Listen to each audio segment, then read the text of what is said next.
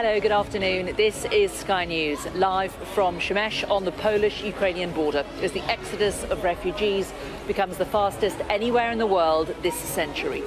The main developments this lunchtime.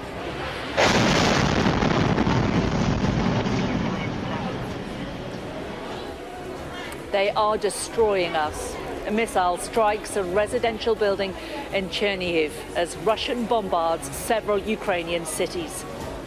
We were united and therefore strong, and therefore we withstood. And it will be so, and we will continue to stand. More than 1 million refugees flee the fighting, with hundreds of women and children arriving here in the last hour. With peace talks due to resume today, Russia's foreign minister accuses the West of preparing for war against his country. Plus,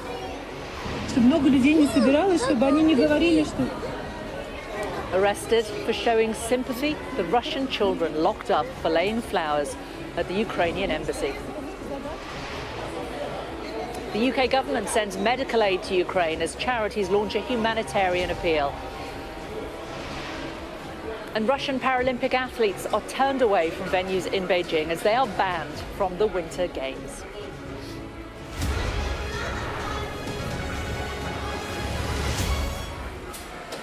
Hello, good afternoon. This is Sky News, live from the Polish border with Ukraine, where thousands of people who fled their homes are arriving in search of safety. In the last hour, we've seen hundreds of people disembark a train here, virtually all women and children, many still clutching soft toys. So many of these people have endured 8 days of anxiety.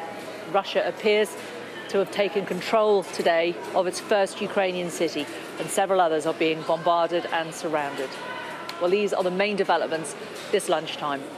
The port city of Kherson is now under Russian control, while Ukraine's Interior Ministry says Mariupol is experiencing constant shelling.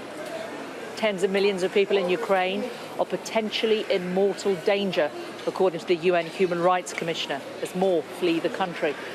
Russia's foreign minister has said that there was no doubt a solution to the crisis would be found, but accused the West of planning to wage a war against Russia. Meanwhile, the British foreign minister, Liz Truss, has called for all Russian banks to be cut off from the SWIFT messaging service, as the EU indicated it will further ramp up sanctions. Sky's Ashish Joshi has this report. An occupying force now in total control of a Ukrainian city. If there's a way to not use the supers, because they're going to be wrong after the first one. After the first two, I think. Control the deserted streets. Don't say anything. This is the Black Sea port of Kherson. We've not got your audio, Charlie, I'm afraid. To fall to the Russians. Sorry, we've got a few problems with that report, but it's a good time to show you what's happening behind us.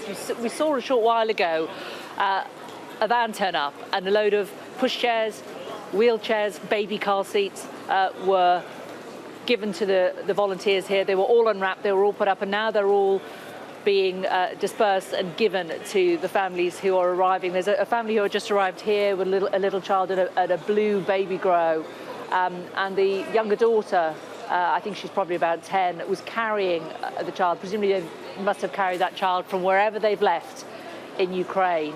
And they got here and they came around the corner and they saw the row of buggies, and her eyes just lit up, and she's run up and grabbed the buggy. And I guess she's not carrying the baby anymore after a good few days carrying a baby on a train. She looks pretty delighted. So these are going so quickly. They are all being taken, and they're all incredibly welcome. We're also seeing the police here, as you can see, just passing me, helping people who are carrying their belongings. All of the people who are arriving at this station are being met by volunteers. They're being offered whatever help they can. The problem, of course, is that, and you can see also wheelchairs also being distributed behind me as well.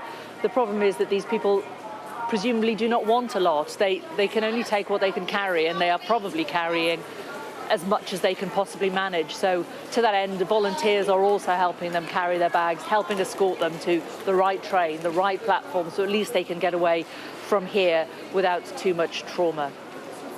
Well, let's return to Ashish Joshi's piece about the events of the day. Теперь пошли танки. An occupying force now in total control of a Ukrainian city. Russian military vehicles rumble through the neighborhoods. Its troops patrol the deserted streets. This is the Black Sea port of Kherson, the first Ukrainian city to fall to the Russians. I'm here with my grandmother now, and we have enough food for a couple weeks, so we try not to leave because it's very dangerous right now. And our government asked us to sit at home. The Russian bombardment has been unrelenting. Moscow says it's only targeting strategic military sites. But this is Mariupol now, a southeastern city that has seen some of the fiercest fighting and remains surrounded on all sides by the Russian army.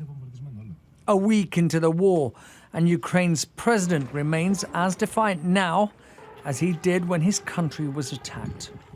Exactly 2 years ago, the first case of COVID was recorded in Ukraine. The first weeks of fighting were extremely difficult, but we were united and therefore strong, and therefore we withstood. Exactly a week ago, Ukraine was attacked by another virus, another disease. 1 week ago, at 4 a.m., Russia invaded our independent Ukraine, our land. Some aid is reaching Ukraine. These are vital medical supplies leaving Stansted Airport. With the number of injured and displaced rising by the hour, it is desperately needed. The British Foreign Secretary, visiting allies in Lithuania, has pledged more than just medical aid. Putin must lose in Ukraine. We're helping Ukraine defend itself. Our defensive weapons from the United Kingdom are now being used to stop Russian tanks. Moscow says it is prepared to talk, but at the same time, there is no let-up in its onslaught.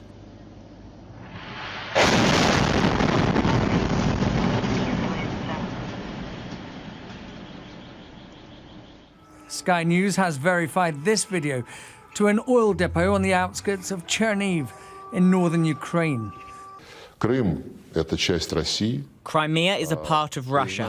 The recognition of the Donetsk and Luhansk People's Republics in the borders of the Donetsk and Luhansk regions, demilitarization, which must have parameters that we have yet to agree upon, but there should be no armament that may threaten Russia's security, and denazification, the same way fascist Germany was subjected to such procedure. Many Ukrainians are defending their land however they can. These people have set up a crude roadblock around the Enerhodar nuclear power plant as they try to stop or at least stall the Russian advance. While those who stay behind to do what they can to defend their lives and property, their families continue to pour out of the country. This refugee train arriving at the Polish border full of desperate mothers and their children, forced to flee the bombs and the bullets to seek sanctuary, but without their fathers and husbands, and not knowing if they will ever see them again. Ashish Joshi, Sky News. Welcome back to Przemyśl in Poland. You can see the movement of people throughout the railway station here is continuing. You might be able to see behind the barriers where it says customs clearance, there's a wheelchair there. We've just seen the first load of people that came off of the train were women, children, lots and lots of children. It now seems that we're now moving through into people with disabilities. We've had a series of about 8 people who use wheelchairs carried up the steps, and now it's more elderly people coming off the train as well, but still lots and lots of people with young children coming off. Well, let's take a closer look at what we know has happened in Ukraine in the fighting so far over the last 24 hours. First, to the southeastern port of Mariupol, surrounded by Russian forces. The head of the city's council says the civilian infrastructure has been under constant bombardment for days and has described the attack as genocide of Ukrainian people. To the west, and Kherson, which Russia now says is under complete control. The regional governor has confirmed that Russian forces have control of the regional administration building, and that corroborated by a guest we spoke to in the last hour. Well, in the capital, Kiev, a powerful explosion was reported near the main railway station when thousands were being evacuated. There were no reports of any casualties. The second city of Kharkiv is seeing continued shelling. When an advisor to President Zelensky has claimed that several Russian planes were shot down yesterday. 75 miles away in Izium, 8 people, including 2 children, were killed in shelling, according to Ukraine's parliament. And the Ukrainian media is quoting a health official in Chernihiv who said 2 cruise missiles hit a hospital there.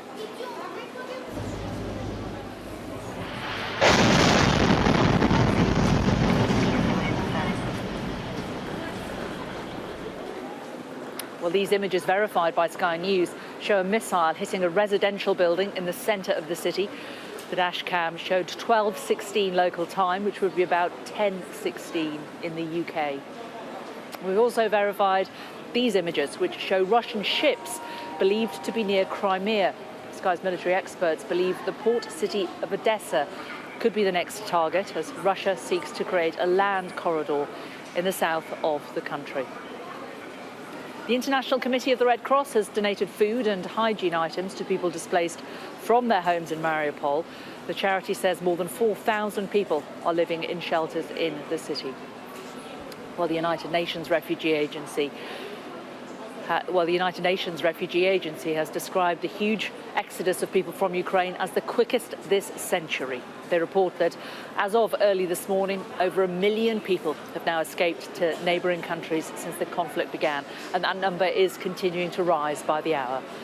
Around half of those have crossed the border here into Poland. More than 500,000 people, 505,000 people have made it across.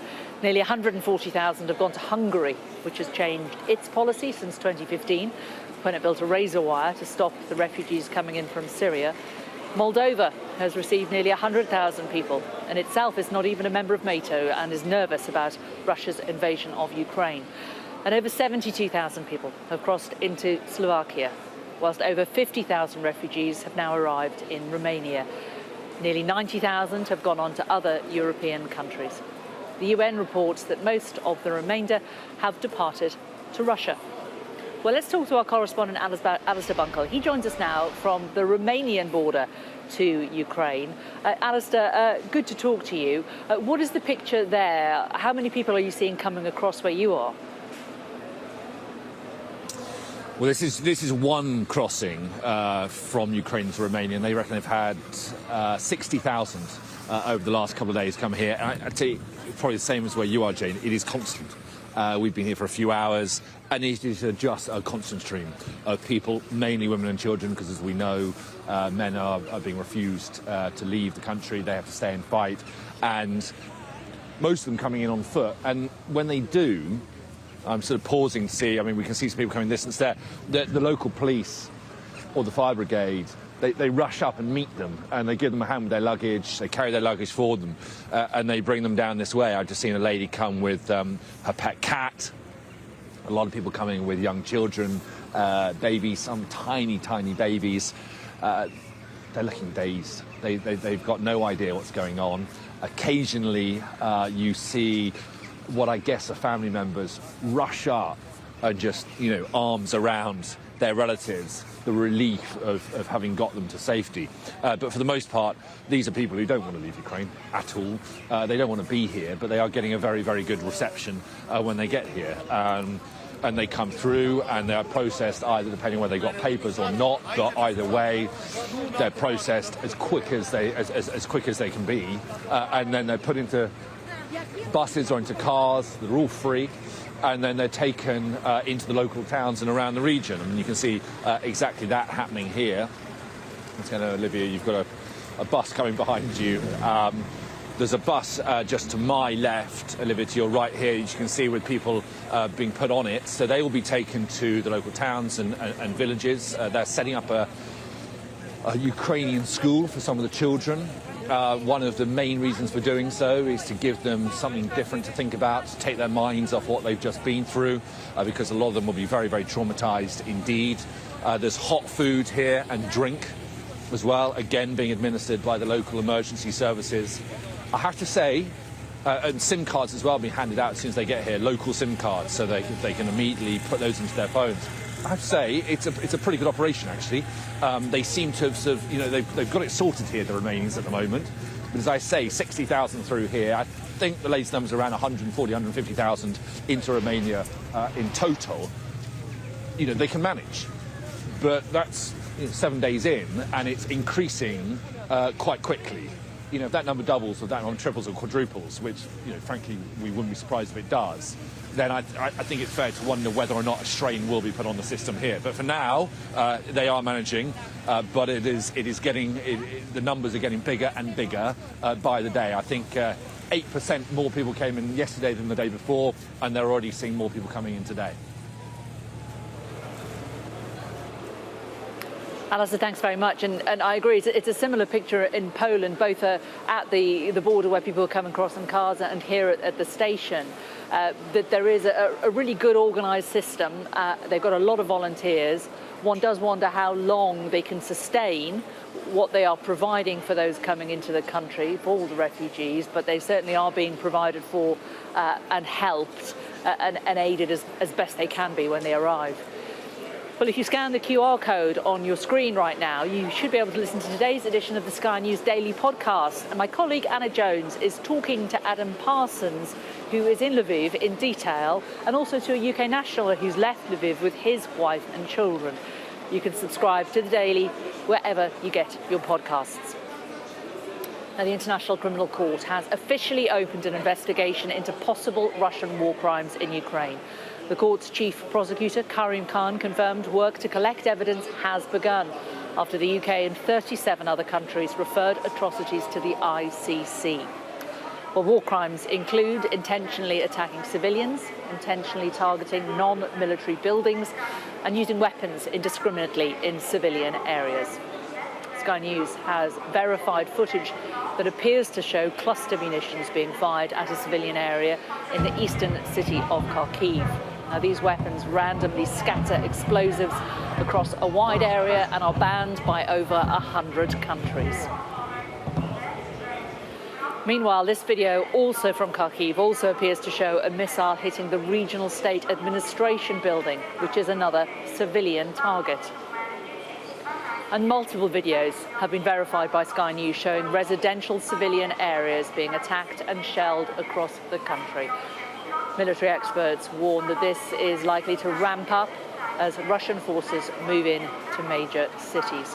Well, let's talk to Sky's Laura Bundock, who is in Brussels now. And Laura, there is a legal process that the International Court can go through. But I know that when Sergei Lavrov was questioned on this earlier this morning by journalists, he simply accused the journalists of whipping up hysteria for their readers.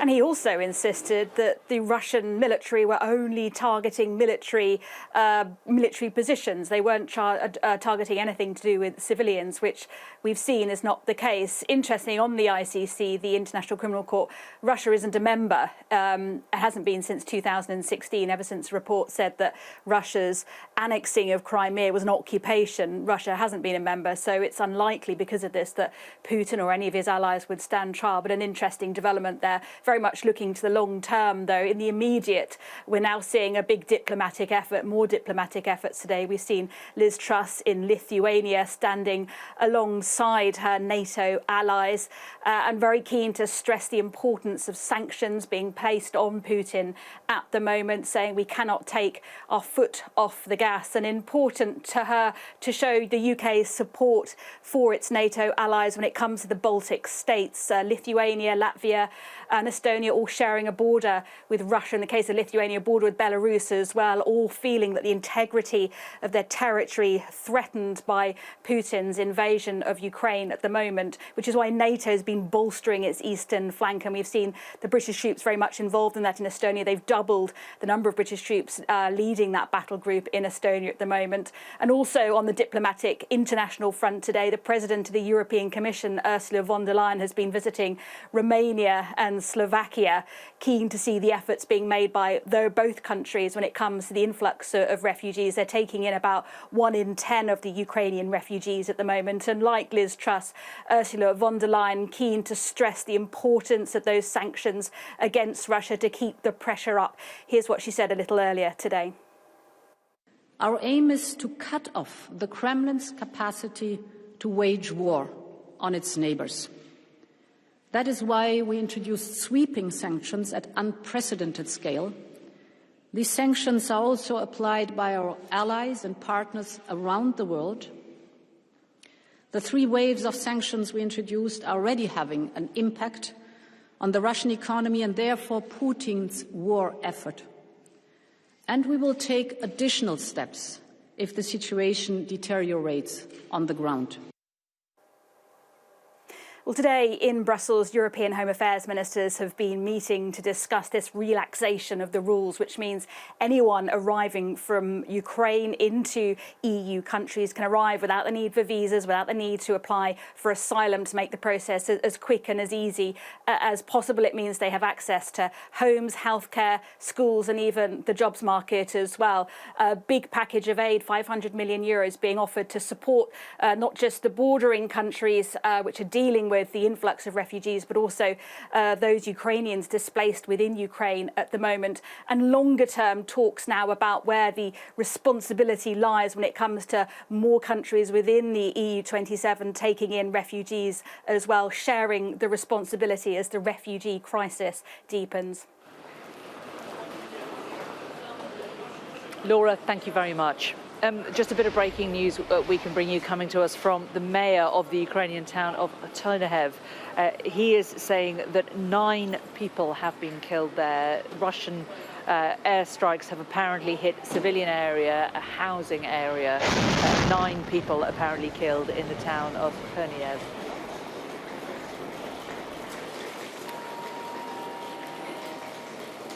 Meanwhile, sports boycott of Russia is widening. Formula One has cancelled its contract with the Russian Grand Prix. A statement says Formula One can confirm it has terminated its contract with the Russian Grand Prix promoter, meaning that Russia will not have a race in the future. And this morning, there was a U-turn by the International Paralympic Committee, meaning that athletes from Russia and Belarus cannot now take part in the Winter Paralympics in Beijing, which start tomorrow. The IPC reversed its decision following widespread international criticism. We have decided to refuse the athlete entries from RPC and NPC Belarus. To the para-athletes from the impacted countries, we are very sorry that you're affected by the decisions that your government took last week in breaching the Olympic truce. You are victims of your government's actions. And here's what the Culture Secretary, Nadine Dorries, had to say on that decision. There are other powerful ways of isolating rogue regimes. Culture and sport can be equally as effective as economic sanctions if used in the right way. Culture is the third front in the Ukrainian war. Across sport, across the arts and entertainment, we're ostracizing Putin on the global stage. Putin is now suffering a sporting and cultural Siberia of its own making. Well, our sports correspondent Tom Parmenter has the latest. The problem that they had within the bubble at the Paralympics in Beijing is that tensions were rising within the athletes' village after that announcement yesterday that they could compete as neutrals. It was putting other athletes in really difficult positions, putting on them the decision as to whether or not to compete. And a lot of them were saying, look, I'm not having it. I'm not going to compete against a Russian athlete. And they were threatening a boycott. And the IPC had to weigh up whether or not they could guarantee the safety of their athletes, first and foremost, and whether or not they would have enough athletes to actually hold the competitions that are in the schedule. So the decision has turned on its head, and now those Russian athletes and those from Belarus will be heading home before the competition starts. And you have to feel a degree of sympathy for them, because they've got to the point where their Olympic dreams have been taken away at the very last minute. But the IPC have been very clear that the only people to blame for that are their presidents, Putin and Lukashenko. So elsewhere in the world of sport, we've seen Formula One move away from Russia. They've said that the Russian Grand Prix will simply not happen. They've cancelled the arrangements that they had that were at a track in Sochi in southern Russia. It was due to move to a track near St. Petersburg, and the contract was due to run until 2025, but that has now been pulled by Formula One. This is Sky News Today. Coming up, as President Putin targets Ukraine's major cities, our defense analyst looks at his game plan.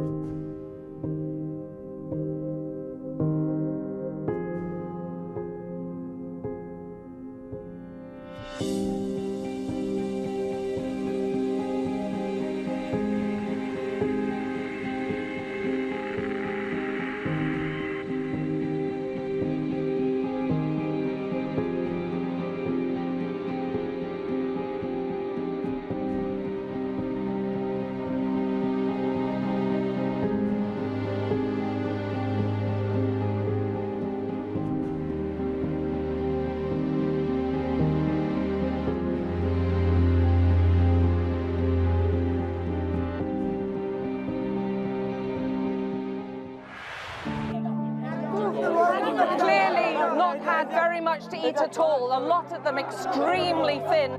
I'm Alex Crawford and I'm Sky's special correspondent based in Istanbul. The people here are praying quietly to themselves.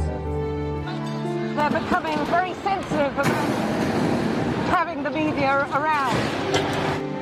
We aim to be the best and the most trusted place in news. That has happened within minutes and now it's coming from both sides and it's moving this way. There's a lot of action going on, a lot of still. Every time they touch them, they spray. Made for people who want clarity in an uncertain world. This is what makes the job so fantastic.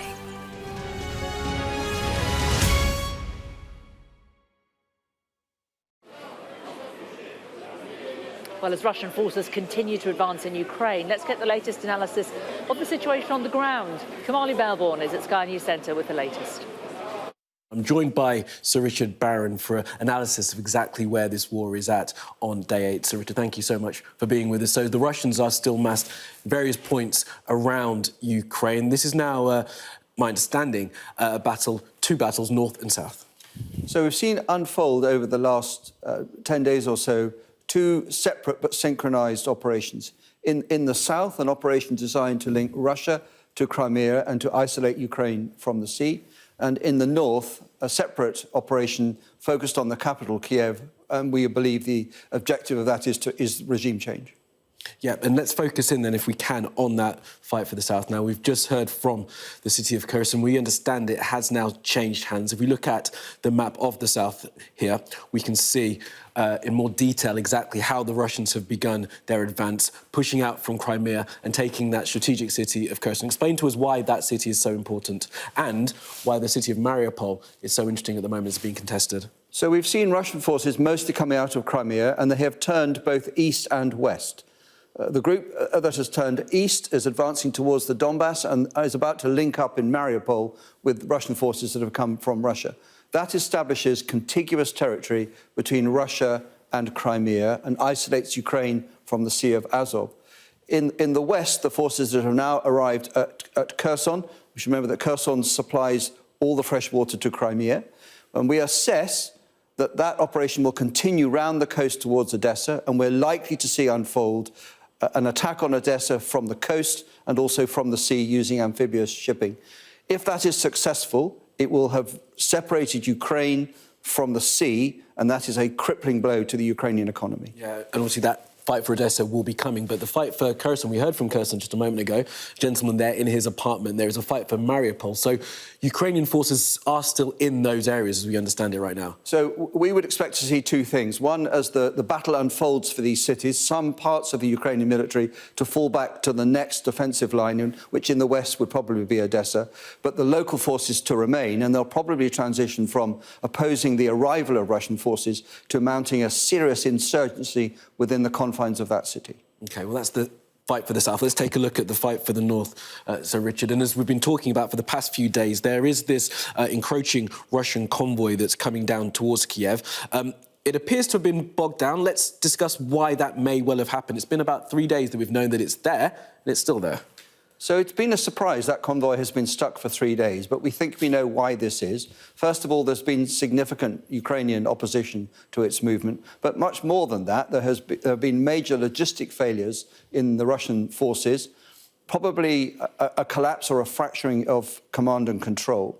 But we absolutely need to keep our eye on that convoy because as it unsticks itself, which we must expect it to, it will arrive on the north and west of Kiev and may start to be part of the encirclement.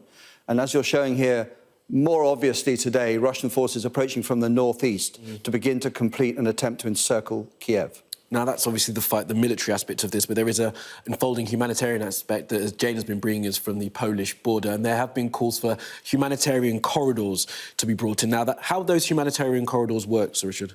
So we should look at the humanitarian issues from two directions. First of all, there are a lot of Ukrainians that are trying to move from Ukraine into sanctuary in the European Union.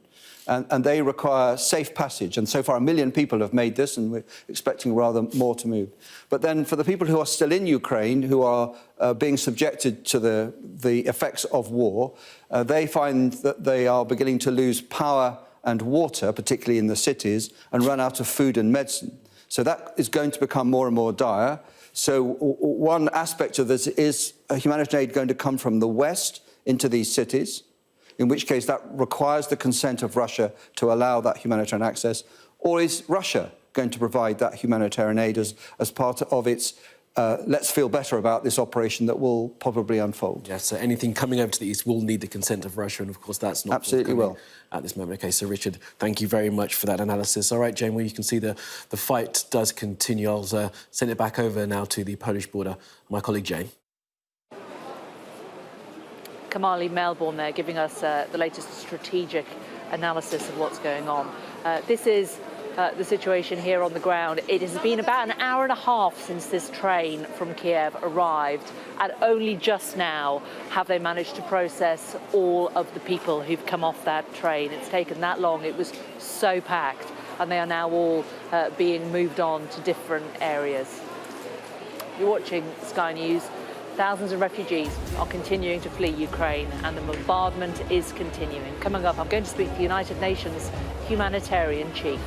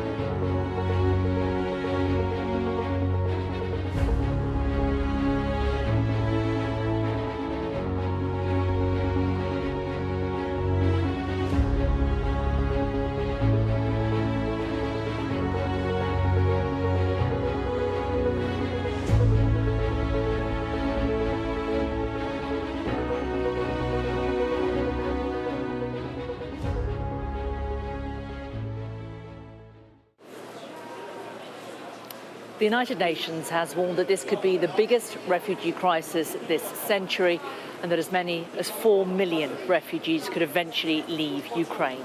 The UN is coordinating over 100 of its agencies, non-governmental organisations and partners to meet the needs of those affected, both those escaping Ukraine and those unable to leave. Well, the UN's Under-Secretary General for Humanitarian Affairs and Emergency Relief, Martin Griffiths, warned in a statement to the UN Security Council earlier this week that the picture is grim and could still get worse. And I'm delighted to say that he joins us now from Geneva.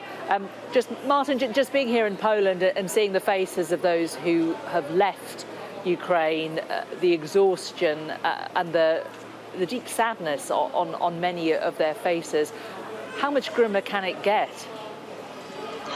Well, I think it's likely to get grimmer, and indeed, as you've been saying, and I've been watching the program, these people moved for a reason. The decision to move in any crisis is a very big decision, very difficult.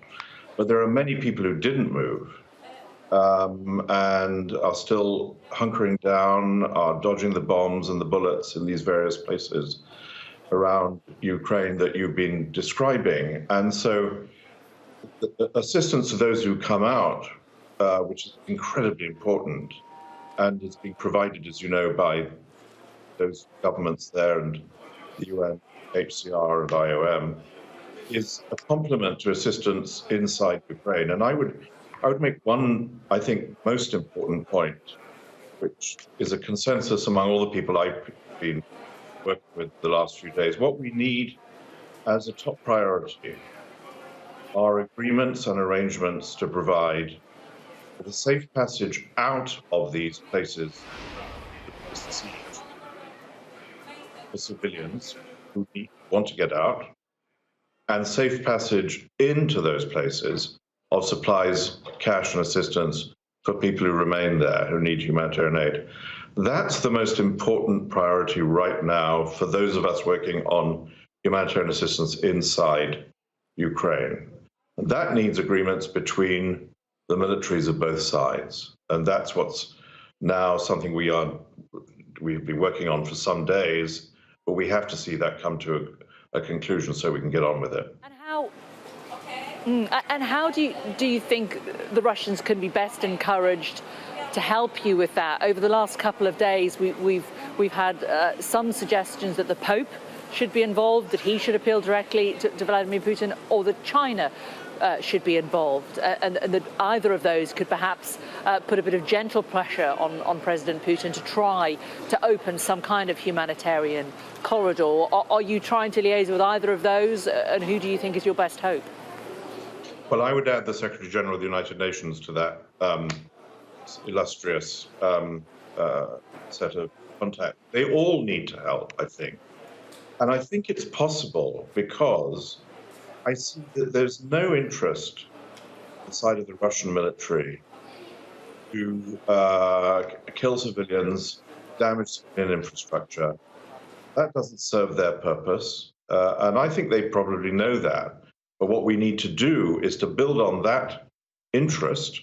Clearly, the Ukrainian government has a fundamental interest, as they have been telling me today, to get their people to be safe and served. We need to get the connections between the two sides to make sure that, for example, very simply, that we know on a certain day at a certain hour that convoy will be moving in or moving out with a certain number of buses or trucks with supplies or people, and that both sides leave what's called a window of silence. A window of silence is the term used in Ukraine in the past years to get that to happen. It's actually not that complicated if the will is there. Do you believe that war crimes have been carried out so far in this conflict? I don't know. I think there's a very good case for looking into it. It's not something that humanitarian agencies get engaged in. Our obligations are different. Our responsibilities and mandates are different. But clearly, my colleagues in the Human Rights Office of the High Commissioner here in Geneva are onto this already and are watching very carefully and have made some statements. So, of course, I think it's perfectly possible and actually perfectly likely. I think that this conflict, which was predicted but was still unpredictable, has yet to show itself, I think. But yet,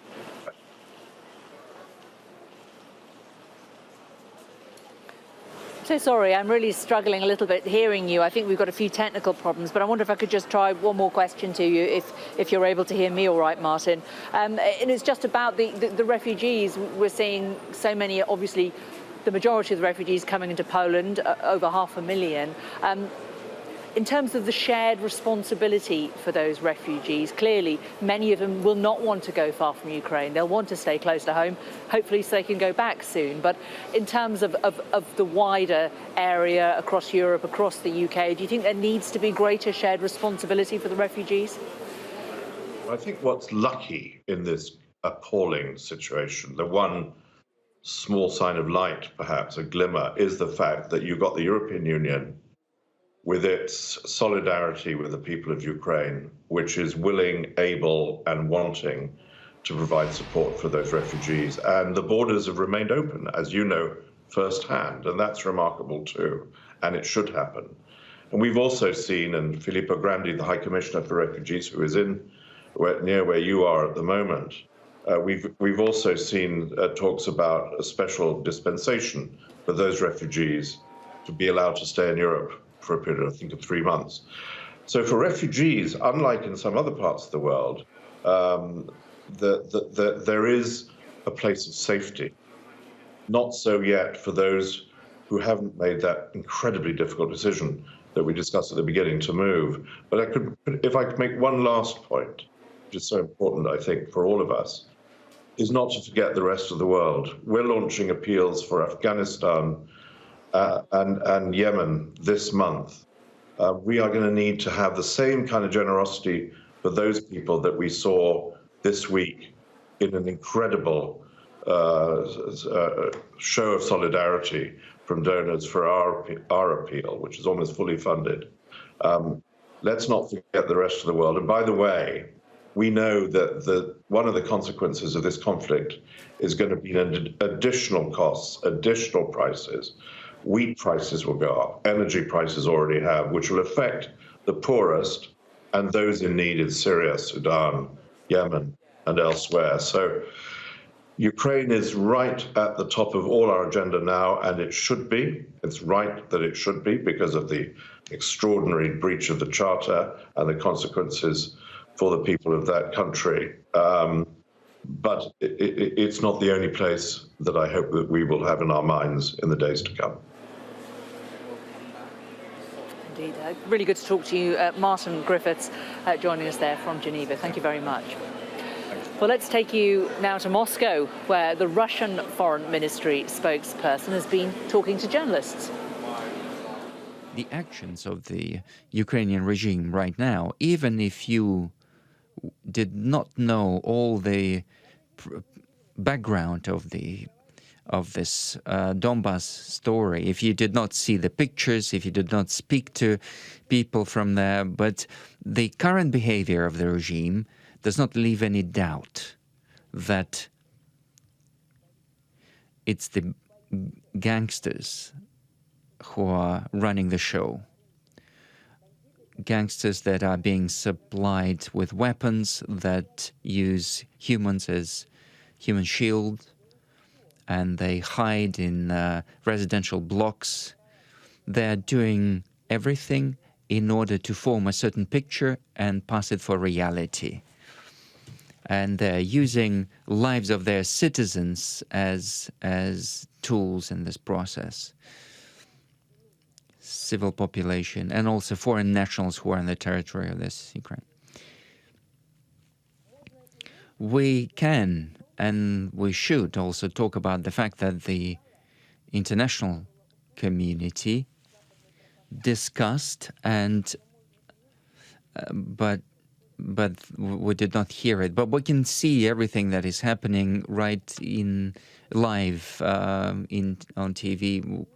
gangsters that are using Western weapons, who are not regular forces. They just joined, they got appended to these forces, and they received the status of Ukrainian forces, and they've essentially become punitive detachments of military formations, Azov and so on. As we were told by Washington, they are bringing freedom to the world. Now we can see clearly how they bring this freedom, and they are doing everything on the basis of nationalist principles. You are doing this on the basis of hiding behind civilians, women and children, and you are doing this with the cover of secret services of United Kingdom and the US. They're using you, but we've got no pity for you. I'm talking about this Ukrainian gangsters and illegitimate forces. Well, that there, the view from Russia, views that are certainly being contested by those who are on the ground and seeing it with their own eyes. Well, later on Sky News, a guest panel of experts will be answering your questions on the Ukraine crisis in a live Q&A this afternoon. To enter a question, email us at news@sky.com, or you can also find us on Twitter @Sky News. Well, this is Sky News Today. Coming up, we're going to hear from one British citizen who's struggling to help his Ukrainian mother-in-law come to the UK.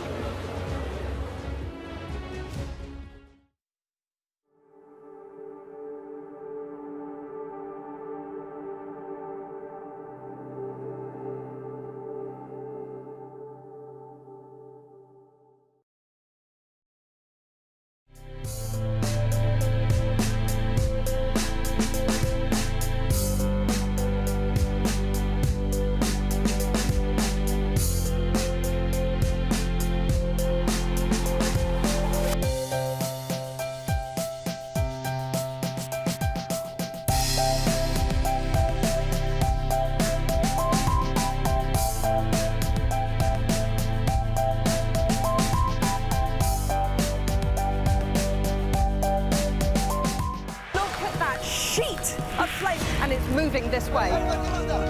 And over there is Dover. We track the changes happening to our world right now. I think it's a procession of the Taliban. There they are, right here.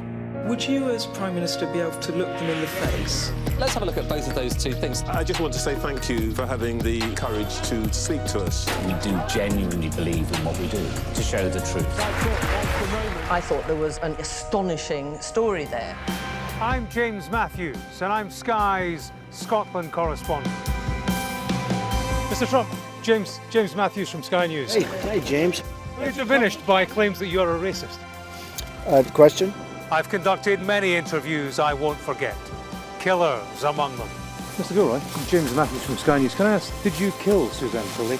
Time will show that, I don't have anything to answer to. That's all I've got to say.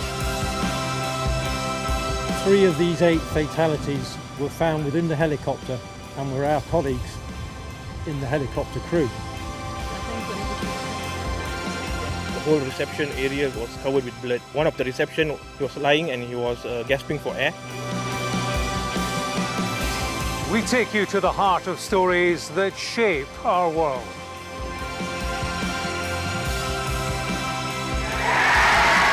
Scotland has, by majority, decided not at this stage to become an independent country.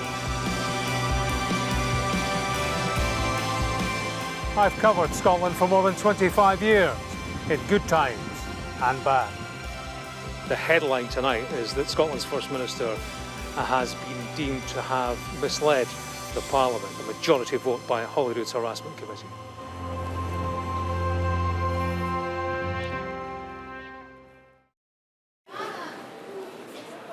Well, in the UK, people with families still in Ukraine are growing increasingly concerned for their safety, with relatives sleeping in shelters to escape Russian shelling. One of the people we've spoken to says the situation is driving them insane. Here's our community's correspondent, Lisa Holland. As the war intensifies, relatives watching all this from afar are becoming increasingly frantic. This is Kharkiv, where just a few weeks ago, Ola Buskin took this happy family photo visiting her mother, Olena, cradling granddaughter Emilia on her first birthday. Мамулечка, привет, ну что ты там? Ola lives in Essex. Now she's on the phone to her mother, who's hiding from the bombing in a bunker beneath the school where she works as a maths teacher. Прячемся и боимся и молимся Богу, чтобы в нас не попало. Все, вот и вся ситуация. Страшно очень. I'm going absolutely insane. Honestly, I don't know what is wise way to do. To let her stay there and wait until she will run out with her food and medication, or to let her out of the basically the shelter and try to get her out of the train station. But it's no guarantee that any of this move going to be safe. Ola says this video was taken in Kharkiv a few days ago in the street where her grandfather lived. Her uncle and two cousins work in a hospital in the city with patients sheltering underground. They say it's overwhelmed.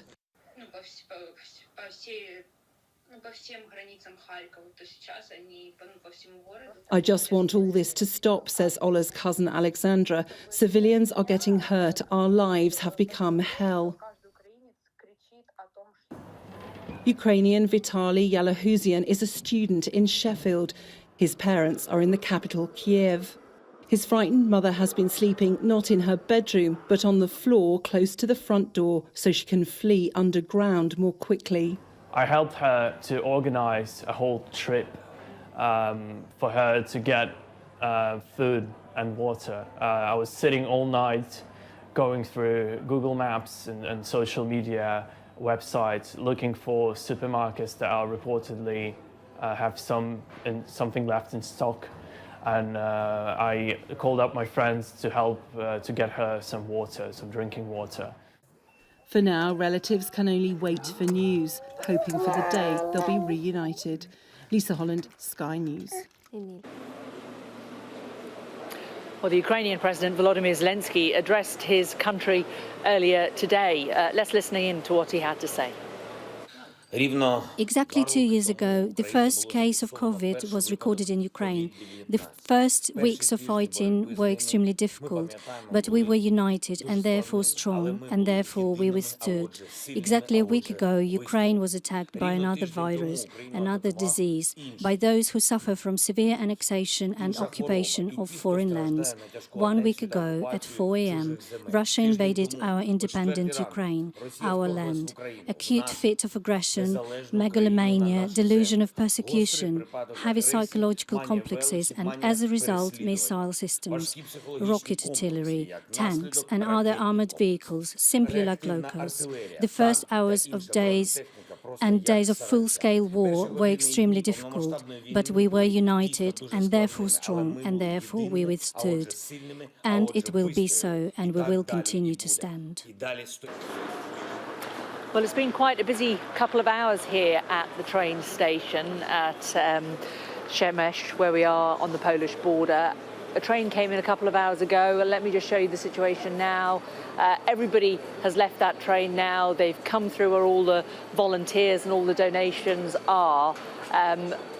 It's a bit barren now. It's pretty much been picked virtually clean. There's still 1 or 2 people coming out of the customs clearance area, though, and still 1 or 2 people who are being escorted down to other platforms in this station where they'll be taken to other parts of Poland. There are people coming here from all over Ukraine, and they are then going on to all over Poland and further all over Europe. These are people that a week ago were living relatively normal lives inside Ukraine and now are facing a deeply uncertain future. We'll have more from Poland and from inside Ukraine throughout the rest of the day here on Sky News. Stay tuned.